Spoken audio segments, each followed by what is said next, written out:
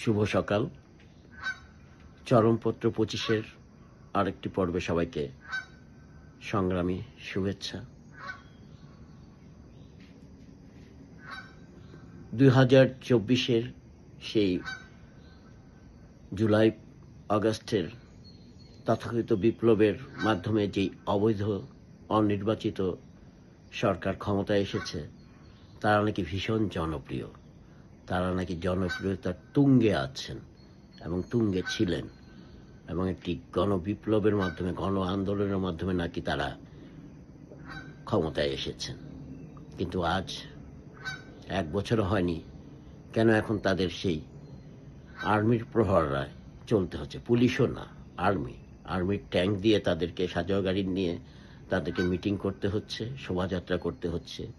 যেই নতুন Kings party তৈরি হয়েছে, তাতেই বোঝা যাচ্ছে মানুষকে বোকা বানানো হয়েছিল সেই 2024-এর জুলাই আগস্টে, এবং মানুষ তা বুঝতে পেরেছে যে এদের কি আসল উদ্দেশ্য।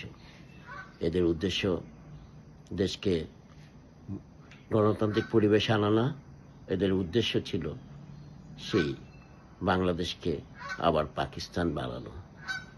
আর তাই তো দেখছি আজ যেখানেই যাচ্ছে সেখানেই প্রতিরোধের সম্মুখীন হচ্ছে।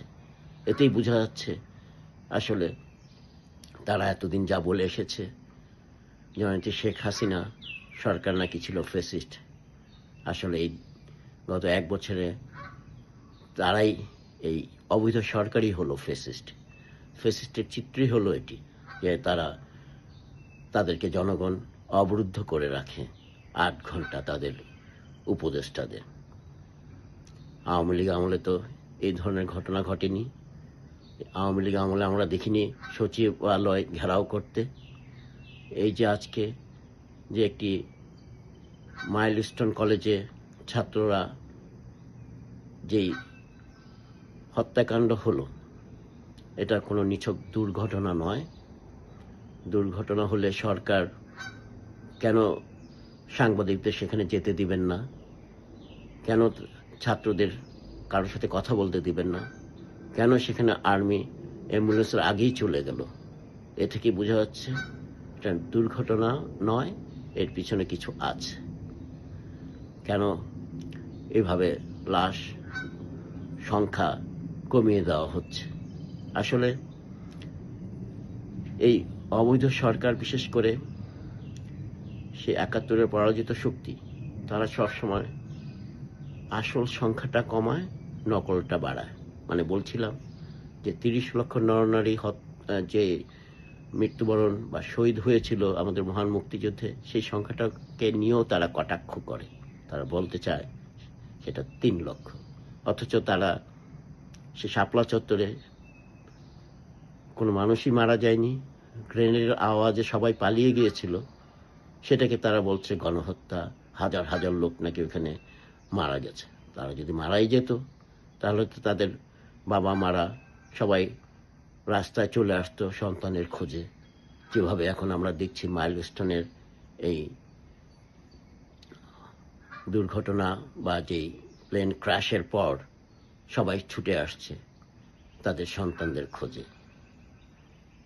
এতে বোঝা যাচ্ছে তারা, এই বর্তমান অবৈধ সরকার বিদেশি মদদে চলছে, তারা বাক স্বাধীনতা হরণ করছে।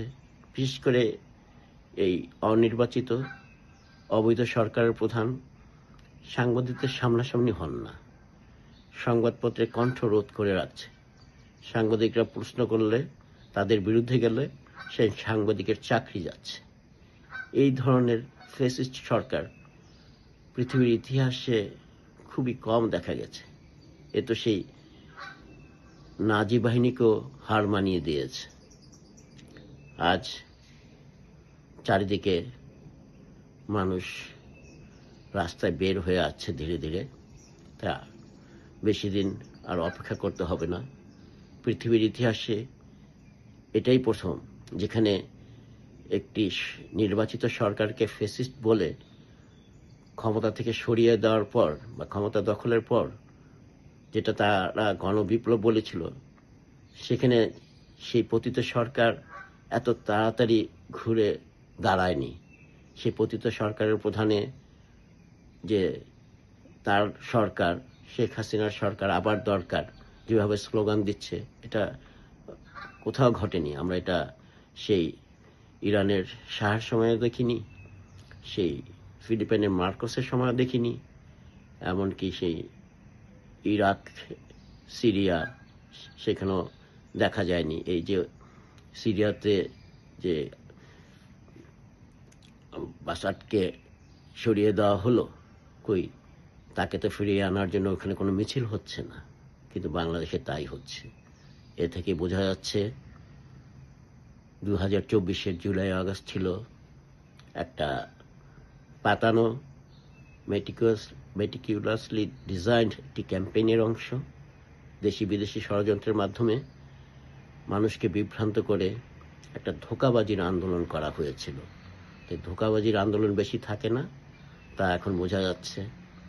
তারা আজ সবাই একত্রিত হয়েছে কিভাবে আওয়ামী লীগকে ঠেকানো যায়, কিভাবে শেখ হাসিনাকে ঠেকানো যায়।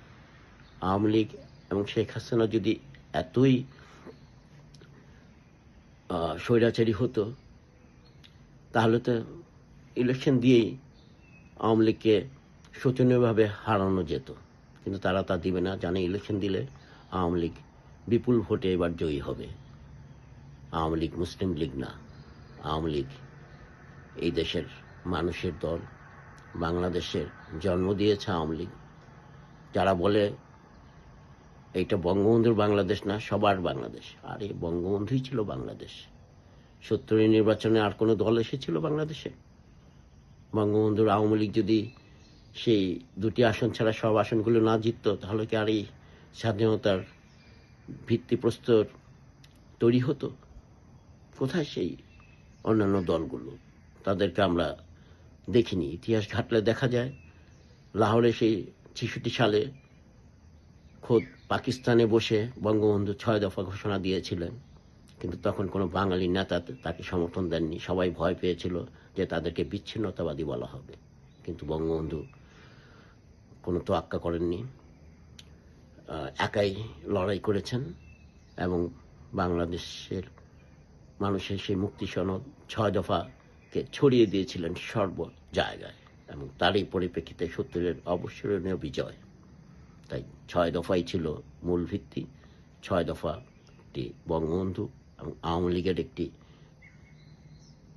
ম্যান্ডেট, একটি দফার আন্দোলন ছিল, তা এককভাবে আওয়ামী লীগেরই। যেমনি 7ই মার্চের ভাষণ, সেটাও বঙ্গবন্ধুর ভাষণ, সেটারও কৃতিত্ব আওয়ামী লীগ।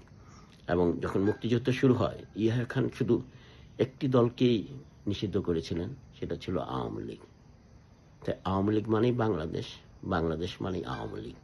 আওয়ামী লীগকে ছাড়া যারা বাংলাদেশে নির্বাচন করতে চায় বা দেশ চালাতে চায়, তারা আহাম্মকের স্বর্গে বসবাস করছেন, এবং তারা অচিরেই ইতিহাসের সেই নিকৃষ্ট আস্তাকুড়ে নিক্ষিপ্ত হবেন।